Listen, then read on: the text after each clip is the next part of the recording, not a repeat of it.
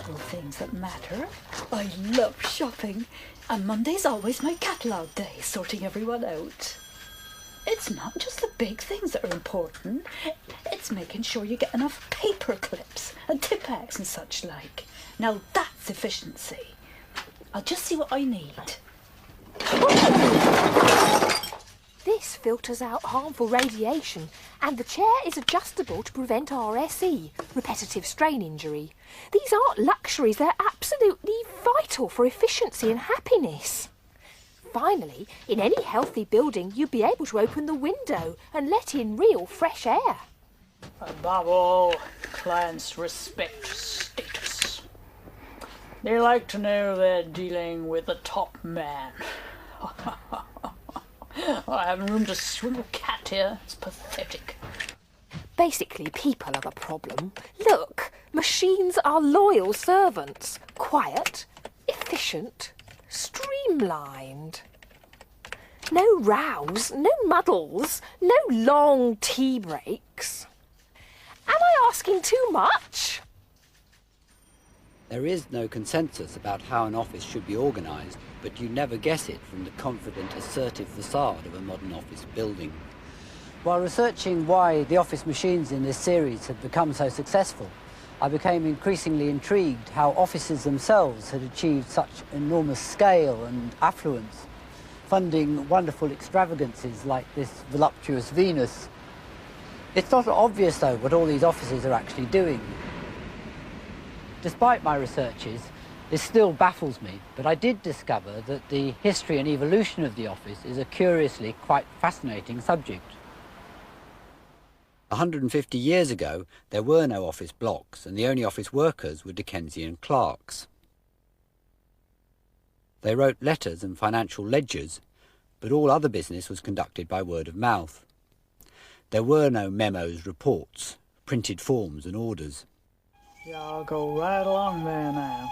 Yeah, but how about the 1042? Recent research in America suggests that the introduction of printed forms stemmed from a series of fatal train crashes in the 1840s.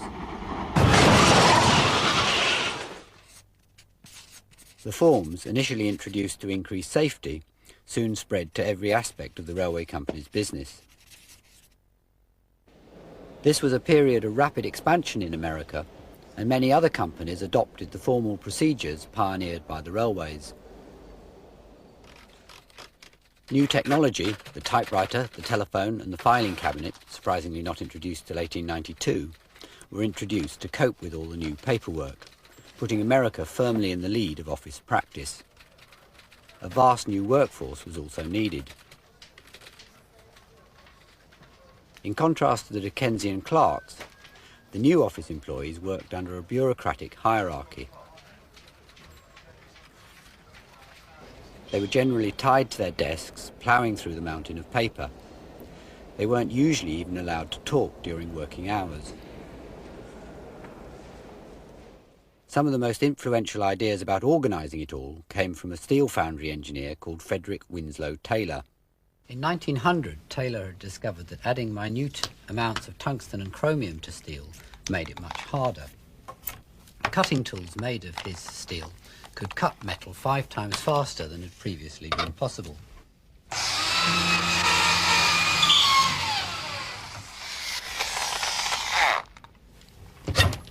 Taylor's high-speed steel has been used for drill bits ever since. Taylor then concluded, though, that the most inefficient part of drilling and practically any other process was not the materials or the tools, but the person doing it, the worker. Taylor was convinced there was one best way for every job. Yeah, You must be working a lot faster than this. Look into my eyes and work twice as fast. After training one worker to treble the amount of pig iron he could load in a day, Taylor was forced to abandon his experiment. Hey, off with you! How dare you teach us our job? His time and motions techniques remained unpopular, but his writings on the subject became very influential. Lenin and Hitler were among his fans. My theory of work is that there is no limit to which the human body cannot be pushed as long as the leader has a mustache. Some scientific management disciples applied Taylor's ideas to offices, struggling to organise the mountain of paperwork. James Bunker Gilbreth made extensive use of photography. These are some of his original films. He even repeated Taylor's experiment with the pig iron.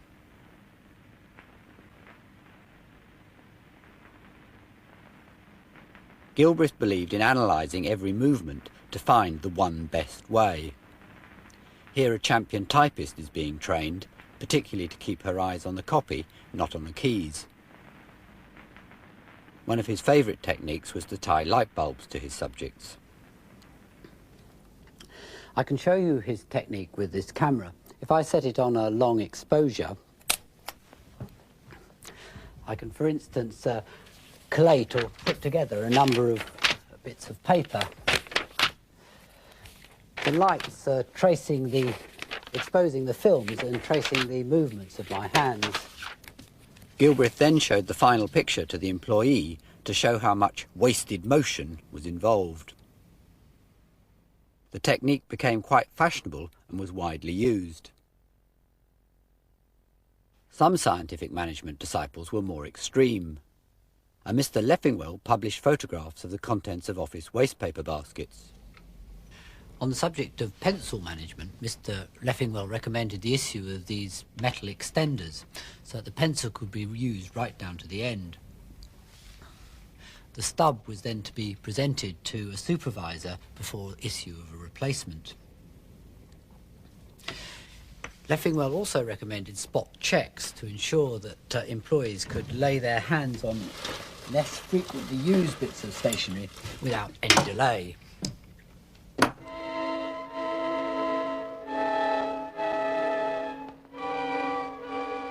The strict regimes imposed by scientific management certainly contributed to making an office worker's life pretty wretched. Follow the crowd, get the big money. You make a pile and raise a pile. That makes another pile for you. Follow the crowd. We've reached 1 million, 2 million, 5 million. Watch us grow. Going up. It's new, it's automatic. It dictates, records, seals, sterilizes, stamps, and delivers in one operation without human hand. What am I bid? What am I offered? Sold. Who's next? The people, yes. Follow the crowd to the Empire City, the Wonder City, the Windy City, the Fashion City. The people, yes. The people, perhaps. Things started to change in the late 20s after a scientific management study on some girls assembling electrical components. Finding no improvement in raising lighting levels, a Mr. Elton Mayo tried consulting the workers. How would you like your tea breaks? How long? When? Tell me. Well, Mr. Mayo, we think 3 20-minute tea breaks would suit us a whole lot better. Now, where's progress? Yeah, they're working faster. Bye, Mr. Mayo. However, when the girls returned to their normal hours at the end of the experiment, their output broke all records. Must be because I took notice of the poor critters. These experiments founded the human relations approach to office management. Staff were encouraged to feel more involved, amongst other things by the introduction of company leisure facilities. Restrooms, where the girls can spend their time off duty, are also provided. For the more energetic members of the staff, there is a gymnasium with a qualified instructor.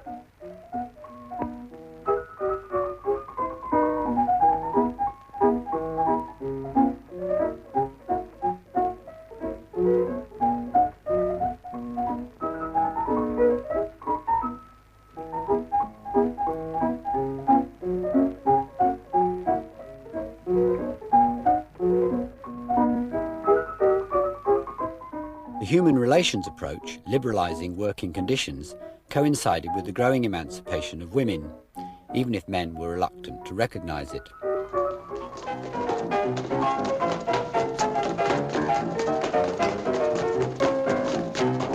What is that whipcord resilience that lets the weaker sex play half the night, then bob up clear-eyed, ready for the next morning's work?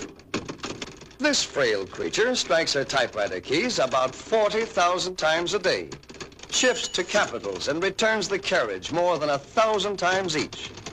Altogether, a few ounces at a time, she exerts more than 5 tons of pressure on her dainty fingertips in one day's work.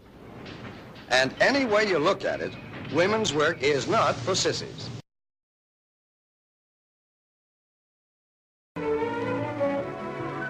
A human relations approach to office management, encouraging everyone to use their initiative, didn't necessarily make the office more efficient. I guess just about every office has someone like Betty. A little short on personality, maybe, but darned efficient. Fact is, many of the procedures and filing systems were set up by Betty in the first place. Oh, Betty, do you have a minute? What is it, Joan? Well, I'm having an awful time checking anything in these guarantee files.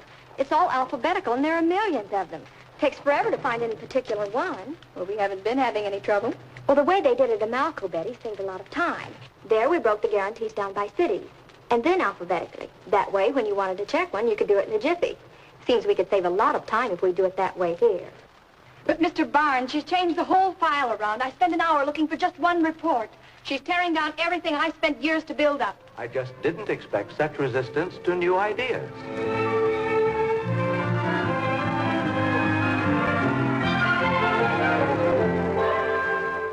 Realizing that the human relations approach, focusing on the psychology of office behavior, was a rather unpredictable business, many office experts returned to more practical ways of improving efficiency. Just as the scientific management disciples had suggested, surely efficiency must go down if the environment is uncomfortably hot or cold or humid or drafty. Today, it's taken for granted that all offices are fitted with air conditioning. The air comes out through slots in the ceiling, circulates around the office, and then goes back up again. The invention, though, that really made this a practical proposition and also radically changed the appearance of the office was the suspended ceiling. This conceals all the air conditioning ducting, the sprinkler system, the lighting, and acoustic tiles to keep the noise levels down. Its origins are obscure, but by 1950 there was a complete kit of parts to suspend everything by these threaded rods.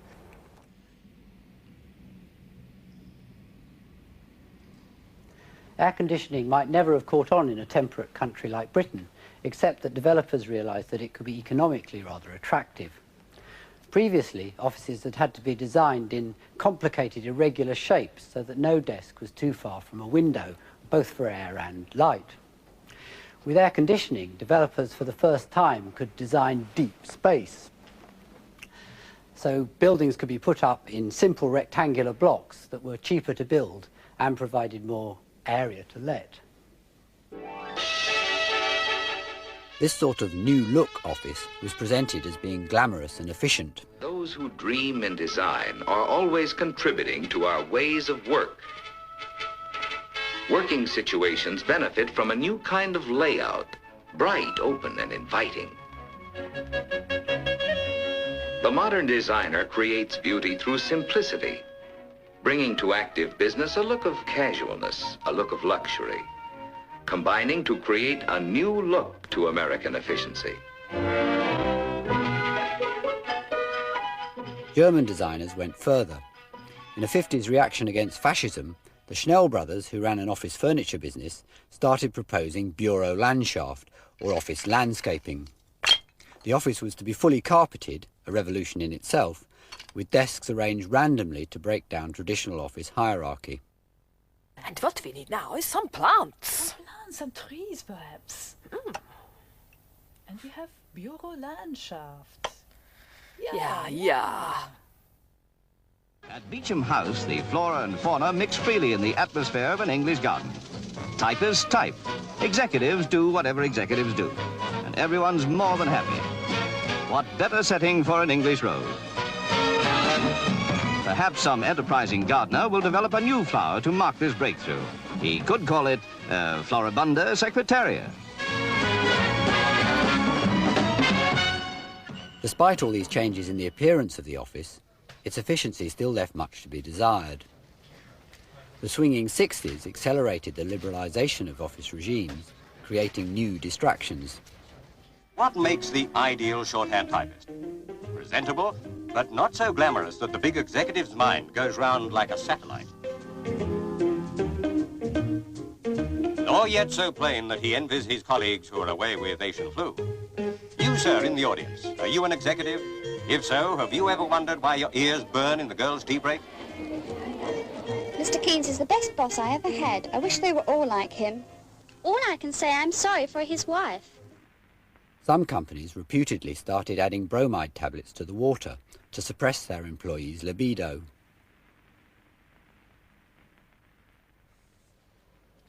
Meanwhile, the office organisation experts had started to put their faith in systems, analysing things like communication and decision-making. On a practical level, though, they noted that the basic office equipment, the filing cabinet, the typewriter and the telephone, had remained basically unchanged since 1900. By 1970, whereas each factory worker operated an average £12,000 worth of plant and machinery, each office worker only had an average £1,000 worth of equipment. The key to improving office efficiency, many experts decided, was automation. Jan? Well, Dennis, I sure am thankful for new technology. With this equipment, I can do just about anything with a few simple commands. My work area is organized, allowing me to move about freely, and to top it off, I can be comfortable all day, thanks to proper lighting and temperature. We sure have come a long way. Thank you, Jan. To most people, this would appear to be an ultra-modern office, working with sophisticated, up-to-date equipment. But we now realize that this type of office is just an old-fashioned system dressed up with new hardware. We know that it's rapidly becoming obsolete. It was felt that until all the new machines were linked together, with all the information processed electronically, efficiency couldn't improve. We're in a race to keep up with the machines, and we're losing. The new office. Just imagine, an office with no stacks and files of paper. It's not futuristic, and it's not far away. Now, changes like this can be difficult, but they're also pretty exciting, and we're all going to be a part of it as the new office evolves. That video was made 14 years ago, and in many ways this is the office of the future. These cool white surroundings where everything looks efficient and nothing is dirty. Every element carefully designed. The scientific management disciples would feel proud to see it, their dreams come true. They would have approved of information technology, with all the information formally and logically entered into networks of computers. The new office buildings have lighting that doesn't reflect in the computer screens, extra cooling to remove the computer's heat, and false floors to conceal the wires connecting them together. These quite simple requirements persuaded many companies that their offices were obsolete, resulting in the lavish office building boom of the 80s. However, creating elegant palatial effects like these is enormously expensive and complicated. In addition to the control room, there's an entire hidden floor full of machinery. In here there are vast cold water tanks, 500,000 gallons in here, and another 1 million at the back there for the sprinkler system. And there are all the pipes for the air conditioning system, sort of workshop. And next, this is where the electricity comes into the building, the switchgear room. Separate water tank and heater for the restaurant water, water softener over there, pumps for the cold water. It's all rather like a ship, really. Dispensers to add chemicals to the air conditioning water over there. Series of pumps for the hot water for the radiators. Large pumps for the air conditioning water there. This tank pressurises some of the hot water. The boilers themselves are over there. This is the boiler control panel. Even the roof is quite busy with control panels for some of the air conditioning, ducts and fans to suck air into the building, and other ones to take the stale air out.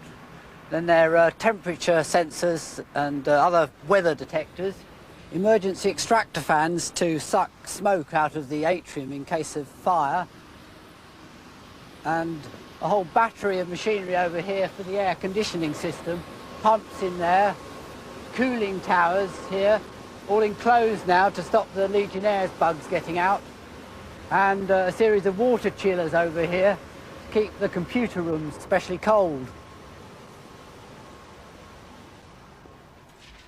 Simply keeping the building maintained needs a small army of people. However, even if all this expense is justified, the value of the information technology itself is unproven. In the last 20 years, the number of office workers has almost trebled.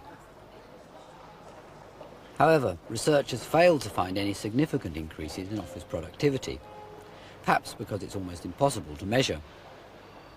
There's still a lot of paper about, an estimated 1,000 billion sheets a year in America alone. And so many office activities remain largely unaffected by technology because they depend on people. Talking to colleagues, telephoning, reading and writing things, going to meetings, even thinking.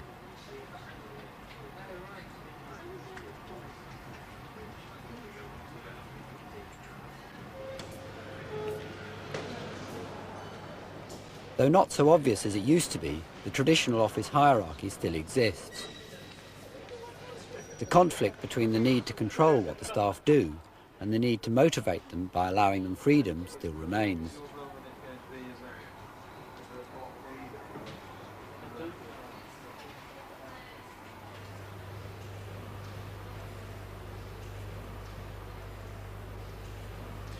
Perhaps all this high technology is really no closer to creating the perfect office than the scientific management techniques of the 1920s.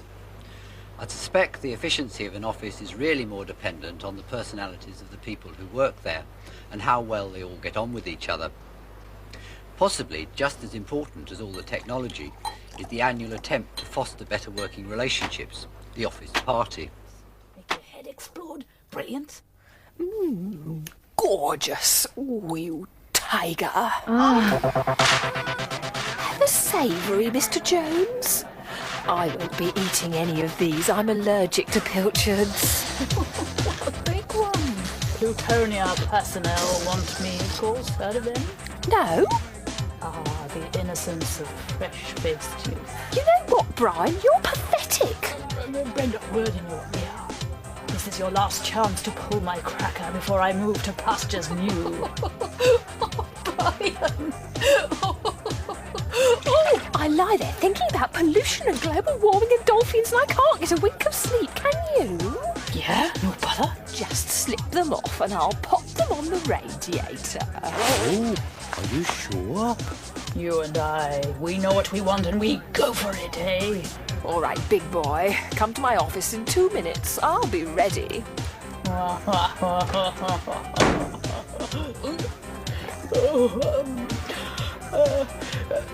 I say, Jonesy, the boss wants you in our office pronto. Oh? Hell. Oh. Oh! Mr. Jones! What's happening? Oh, what did I do wrong? Bruce! You're safe with me, Brenda. Everyone must leave immediately. Bruce.